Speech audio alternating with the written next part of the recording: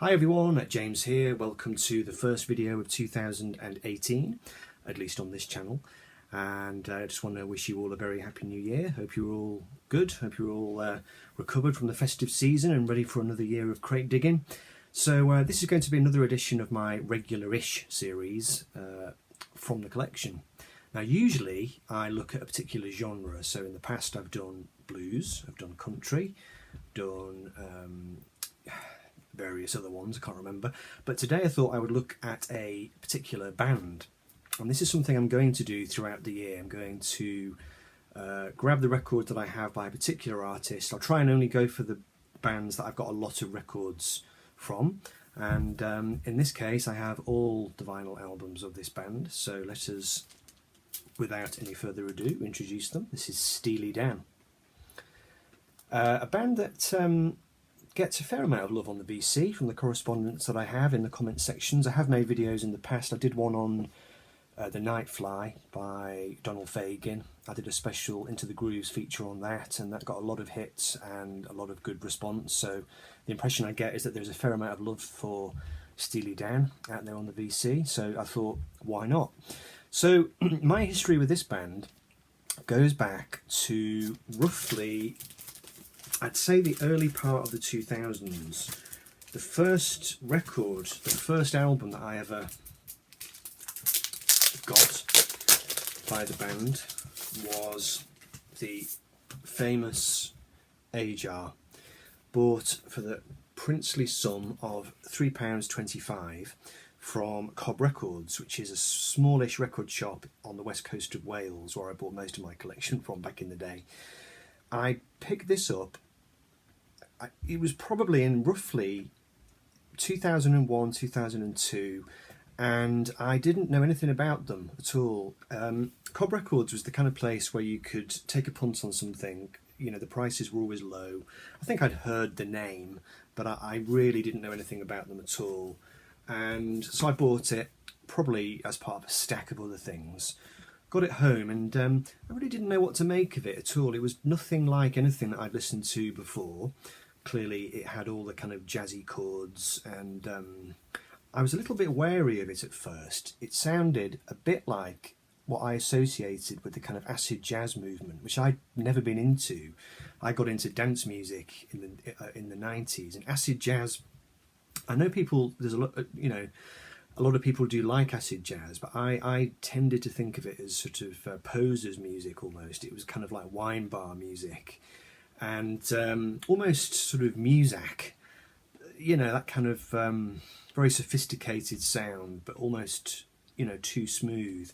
I didn't know the history of the band at all. I didn't know that they hadn't always been that way, and I didn't really get into it for a long time.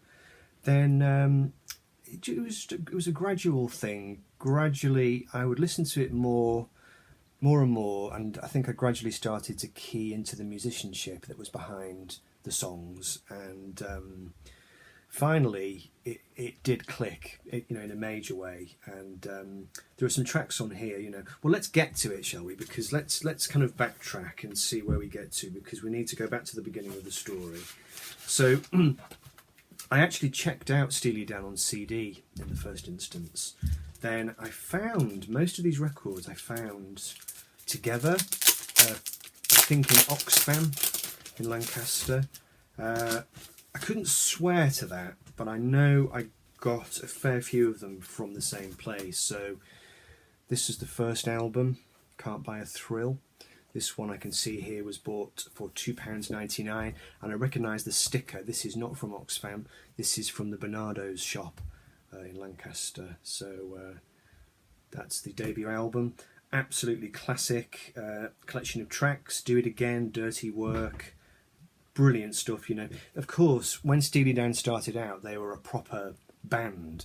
As they kind of evolved into the later years, it really became the story of Donald Fagen and Walter Becker and whichever session musicians they wanted to call upon in order to make this obsessively sophisticated music. But when they kind of first started out, they were a kind of rock band, really. I don't want to go into the history of Steely Dan because that's going to be far too complicated.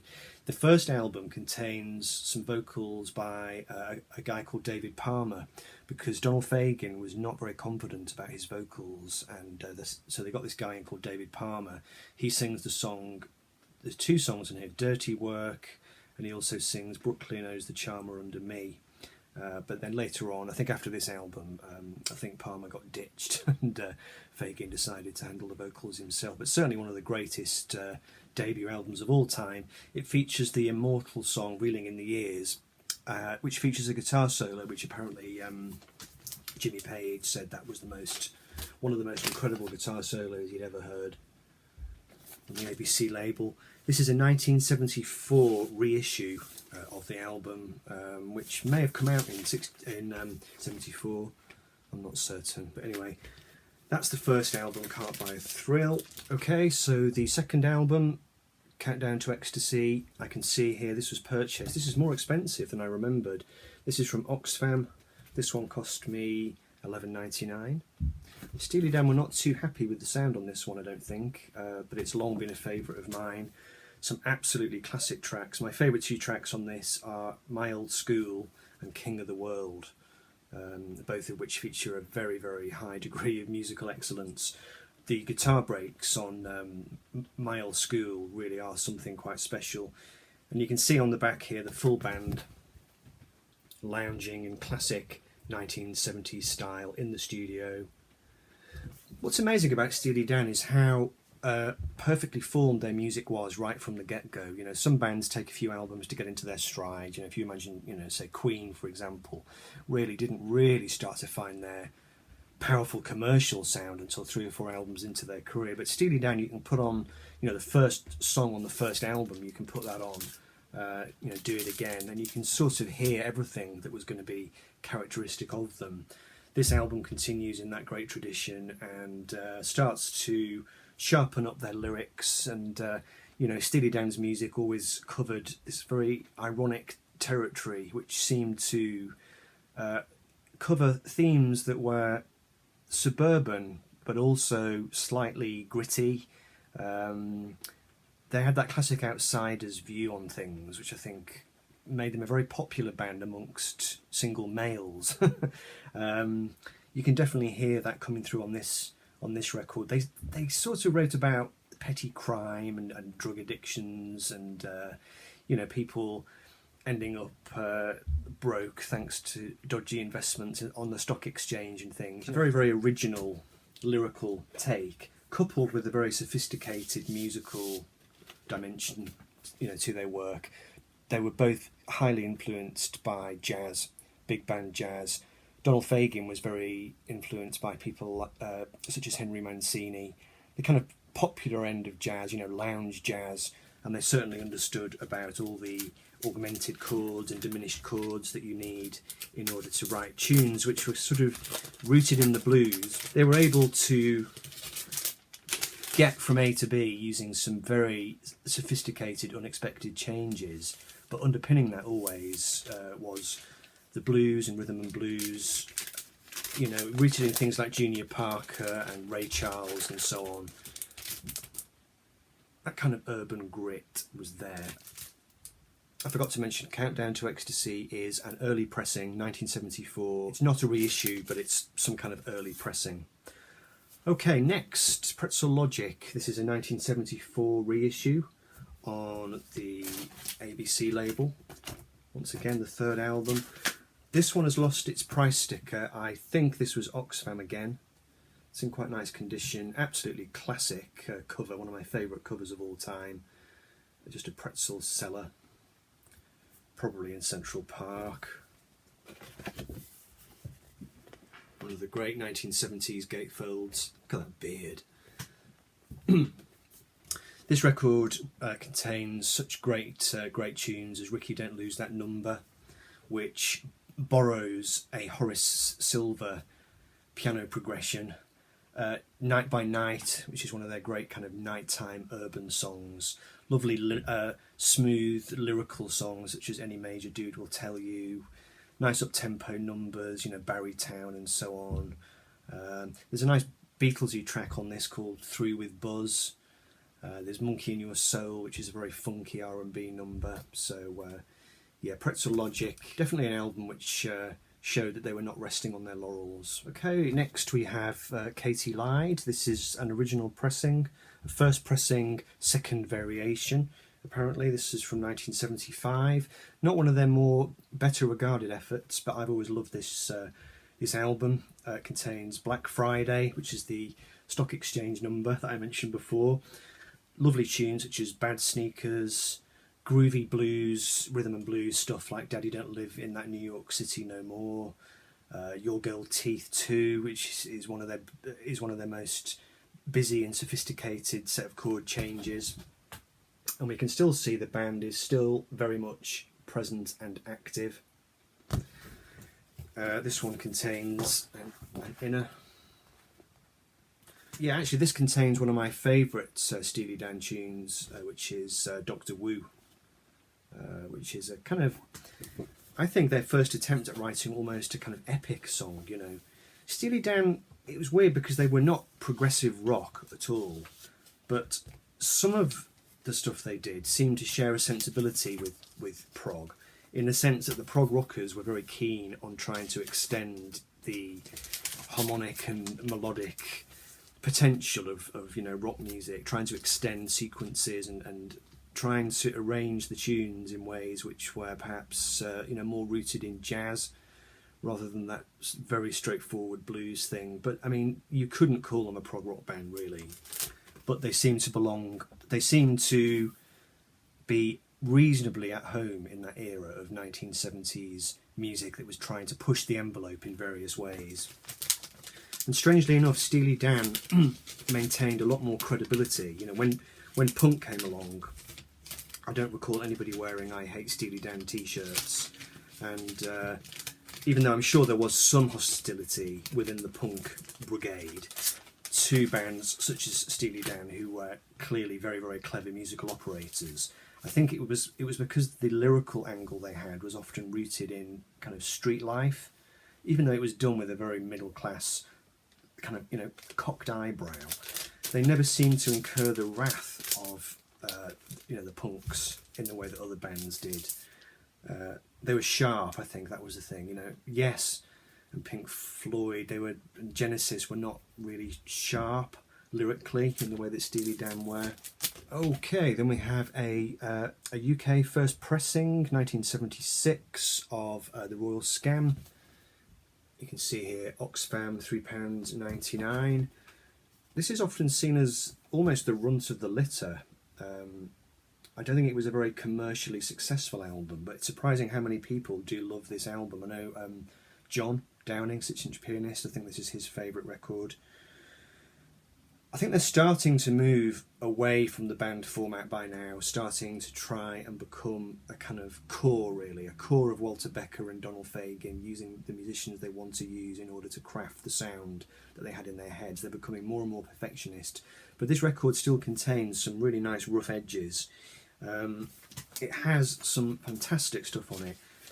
Possibly, if not my favourite song by them, one of my absolute favourites, that being Haitian Divorce, which contains a fantastic lyric and a great vocal performance from Donald Fagen. And the track, again, it has one of their kind of mini epics on it. The song, the Royal Scam itself, you know, contains lots of parts, and it fits together like a big jigsaw puzzle, and you can kind of lose yourself in it. There's a kind of dark urban edge to this record, which is very much captured in the sleeve design. It has this, maybe not the most eye-catching cover they did, from Across a Crowded Room, but when you look at it, it's just a great, great picture. So, yeah. A favourite of mine, definitely. It's very hard to rank the Steely Dan albums. I thought of doing a rankings video for them, but it's very, very difficult And part of the reason for that is that they evolved and changed so much that when you get to, say, Asia, which is the next one we're going to look at, you know, I love that album, but I love it in a way which is different from how I love the earlier records. It's very difficult to compare them and say, well, an album such as Asia, it's almost a different band in a way. So we've already looked at Asia, but let me just say a few words about it. This is my copy. It's a first UK pressing. Great price back in the day, $3.25. Although Steely Dan's records have not rocketed up in price. You know, you can get them reasonably cheaply. They haven't yet.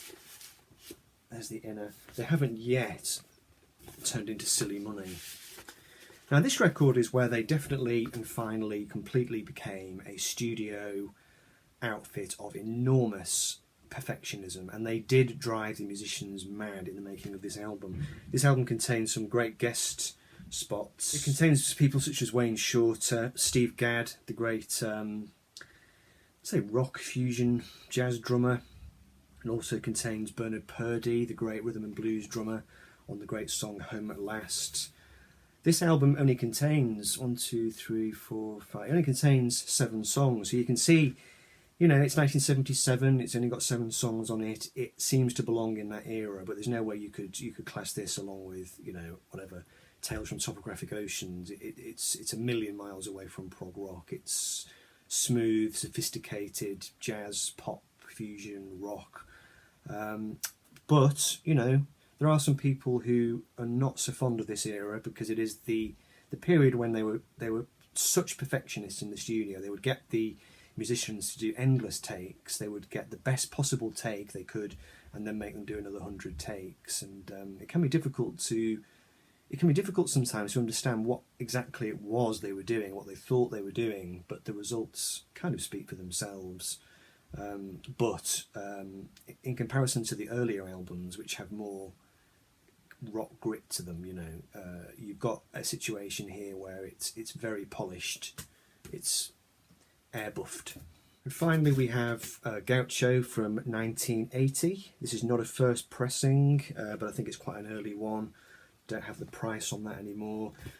This one, I didn't listen to this one for a long time. After I got really heavily into Steely Dan, which was probably about 5 years ago, I knew that there wasn't a great deal more to listen to. I mean, they've kind of reformed and done some albums in more recent years, which I have on CD, but I knew there was not a great deal more to enjoy, so I kind of kept this one back for a long time. And when I finally went to it and listened to it, I was kind of a little bit disappointed. It's I'd say it's not as good as Ajar. It's more in that tradition. It's the same very perfectionist kind of approach, but it does contain some great stuff. The actual title track, Gaucho, is really, really great to listen to. I mean, it has a wonderful sound to it, but the music had become now so smooth, it was almost smoothing itself out of existence. And often nowadays, if I want some Steely Dan, I will go back to the earlier albums, you know, such as you know, the Royal Scam and Pretzel Logic and so on. And I think by this point, the two guys in the band, Walter Becker and Donald Fagen, had sort of tired of each other, and the band was broken up. In fact, straight after this. So that completes the Steely Dan vinyl collection. I do have some other things on CD, but I thought I would leave those for another day. So yeah, hope you enjoyed that. I will think in future, I think I'll do another Steely Dan video, maybe focusing on just one of their albums, or perhaps looking at a cross-section of them. But I just wanted to whiz through those just to get the year started and show you some records by one of my favourite artists. So hope you enjoyed that, folks, and I'll see you soon. Take care. Bye.